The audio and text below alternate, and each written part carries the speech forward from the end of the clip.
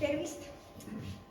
Suur rõõm on täna näha siin Muukeris või siis Meremeeste kodus nii palju inimesi. Mina olen Eve Kislov ja olen selle Muugaga seotud juba viimased 13 aastat.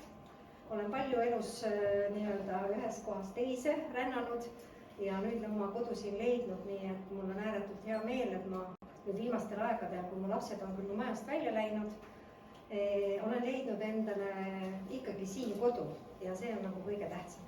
Ma iseennast pean muutuste korraldajaks ja muutuste algatajaks. Kui te mäletate, siis kunagi hallil ajal või 15 aastat tagasi meil Muugal veel jaanitulesid ei peetud, siis ma ei saanud sellest päris täpselt aru, et miks see nii toimub, et kõik ilusad üritused toimuvad meil ainult Kallaveres.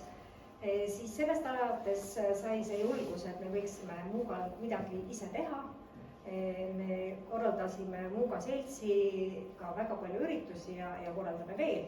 Nii et ma usun, et see meie nimekiri, mis on sotsiaaldemokraatlik, aitab meid edasi. Aitäh teile!